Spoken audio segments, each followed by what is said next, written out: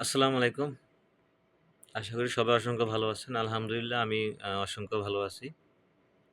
এখন চলছে পবিত্র মাহে রমজান। আসলে বাংলাদেশ নিয়ে কথা না বললে সেটা হয় না।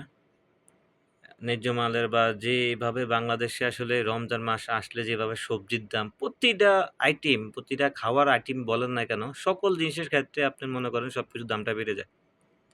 আপনি যদি অন্যান্য কান্ট্রির দিকে দেখেন, শুধু কি বাংলাদেশে এটা হচ্ছে? শুধু বাংলাদেশে এটা পারে? বাংলাদেশ তো দুর্নীতিতে সেরা, তাই না? আমরা বাঙালি এতটাই খারাপ। আমরা বাঙালি ব্যবসায়ী, বেশিরভাগ ব্যবসায়ী এতটাই খারাপ। আসলে পবিত্র রমজান মাস আসলে আমরা ভাবি কি, মানুষ যেইরকম আসলে একটা সময়ে যখন খিদা থাকে না, মনে হচ্ছে সারা বছর সে খিদা ছিল, রমজান মাস আসছে সে পেট ভরে খাবে। কিন্তু এই রমজান মাসটা হলো নাজাতের মাস। মুসলিমের জন্য একটি ফজিলতের মাস। সেটা আমরা আসলে এটা বলতে একটা জিনিস কি আমাদের ভিতরে তো আমি বলি না কারণ আমাদের ভিতরে তো ঈমান বলতে কিছুই নাই। আসলে এই পবিত্র মাহে রমজানের দিনে আমরা খানার দাম কমামু। যে যেভাবে পারছে কাপড়ের দোকানদার বলেন, টোটালি সব ক্যাটেগরির লোক। যে যেভাবে পারছে মানুষের কাছ থেকে টাকা নিচ্ছে। ডাবল দামে টাকাগুলা নিচ্ছে। অন্যান্য কান্ট্রিতে একটাবার আপনারা লক্ষ্য করে দেখেন, পবিত্র রমজান মাস আসলে সেখানে আপনার ৩০% ২০% এমনকি ৫০% ও ডিসকাউন্ট থাকে। তারা তারা কিভাবে ব্যবসা করে? কারণ তারা আল্লাহকে ভয় করে। তারা চিন্তা করে ১১ মাস ব্যবসা করেছি, ১ মাস ব্যবসা না করলে আমার কিছু হবে না। কিছু কোনো আমার লস হইব না। সমস্যা কি? আমি ৳১ লাভ করেন আপনি। আপনি ৳২ লাভ করেন। কিন্তুক না। আসলে একটা বার আপনি মনে করেন ভাবেন, আ একজন লোক বেগুন উনার ২০ থেকে কি ৳২৬ ৳২৬ উনার পাইকারি দরে বেগুন কিনা হয়েছিল। কিন্তু উনি ৳৪ লাভে বেগুন বিক্রি করতেছে। প্রবলেম নাই। ৳৩০ ৳২৫ তে বিক্রি করতেছে। সেম দোকানদার একই জায়গায় সেম দোকানদার উনি মনে করেন আপনার ৳১৭ ৳৮০ তার থেকে যেমনে পাইতেছে ডাবলের উপরে ডাবল।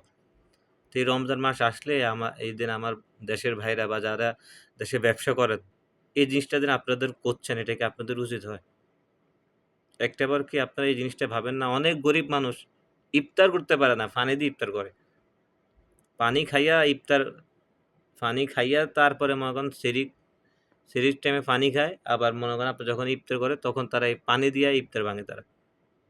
তাহলে এগুলা কি আপনারা দেখেন না? এই জিনিসটা করেন দেন। সারা বিশ্বের কাছে দেন আমাদের দেশটারে বিভিন্ন মিডিয়া ভারত দেশের মিডিয়া মনে করেন আমাদের নিয়ে মনে করেন নিউজ করে। বাংলাদেশের রমজান মাস আসলে নিত্যমূল্যের বা মাল বা সামান সবকিছুর দাম বেড়ে যায়। এটাই আপনার ৯৫ ভাগ ৯০ ভাগ বা যেটাই বলেন না কেন ৯৫ ভাগ মুসলিমের দেশে যদি এগুলা হতে থাকে, এগুলার দিকে তো সরকারের কখনো ওই শুধু আপনি মনে করেন বলতে পারবেন এগুলো আপনি কন্ট্রোলে রাখবেন, দাম কমাইতে পারবেন। কয়জনের দাম আপনি কমাতে পারবেন? একটা বাজারে গিয়ে দেখেন, ব্যবসায়ীরা কুত্তার মতো পাগল হয়ে গেছে। একটা কুত্তা এত পাগল হয় না, বুঝছেন? রমজান মাস আসলে তারা যে জিনিসটা করে, সবকিছুর দাম ডাবল। যেটা কিনতে যান না সবকিছুর দাম মনে করেন ডাবল। একটা গরিব মানুষ কিভাবে খাবে? তো সেটা কি আমরা কি লক্ষ্য করি? অন্যান্য কান্ট্রিতে যখন ডিসকাউন্ট চলে পবিত্র রমজান মাস আসলে, একটা লোককে কিভাবে তারা আপ্যায়ন করবে, একটা লোকের কাছে কিভাবে কম দামে আরকি মালটা সেল করে তাদের চিন্তা থাকে এটা। যদিন কাস্টমার খুশি থাকে। আর এখন আমরা যখন দেশ থেকে বা কোনো সদাই কিনতে যাই, যেটা কিনতে যাই না কেন, আমরা বেজার হইয়া কিনি। কারণ আমাদের পকেটের দিকে তাকাইলে টাকা তো নাই। ৳২০ র মাল যদি আপনার জন্য ৳৪০ দিয়ে কিনতে হয় আপনার, তাহলে একটা বার ভাবেন বাকি ৳২০ আপনি পাইবেন কই? ওটা নিয়ে ভাবার চিন্তা নাই। আমরা সবসময় বলমু, ওটার দাম কমে যাইব, ওটার দাম এরম করেন, সেরম করেন। আমরা তো ঠিক গোড়ায় ধরি না। আমরা ধরি সাধারণ ব্যবসায়ী, ক্ষুদ্র ব্যবসায়ী যাদের। তাদের সাথে ভোক্তা অধিকার যায়, এরম করে, সেটা করে, ওই জরিমানা করে, সে জরিমানা। আপনি যে ডিলার, আপনি তো তাকে ধরছেন না। তাকে তো ধরার আপনি ক্যাপাসিটি পাচ্ছেন না। আপনি তো মাল বিক্রি করে চলে যাচ্ছেন। যারা খুচরাই তারা ৫০ কেজি, ৬০ কেজি মাল আনে, আপনি তাদেরকে ধইরা জরিমানা করছেন। আপনি ডিলারকে ধরেন, ডিলার সোজা হইব তো সব চেলাবেলা সবকিছু মনে করেন সোজা হয়ে যাবে গে। সেটা ধরার সময় নাই আমরা। আমরা চাই যে দুর্বলের উপরে আপনার আমাকে ইয়া করি। কিন্তু দিন শেষে একটাই কথা বলতে চাই ভাই, আসলে পবিত্র মাহে রমজান, গুনাহ মাফের মাস। আল্লাহর কাছে দোয়া করি অনেক গরিব মানুষ আছে ভাই খাইতে পারে না। হাজারো গরিব লোক আছে। খাইতে পারি না। তারপরেও একটা কথা বলতে চাই, আল্লাহ পাক সবাইকে রমজানের উসিলায় আসলে পবিত্র রমজান মাসে সবাইকে ইবাদত করার তৌফিক দান করুক।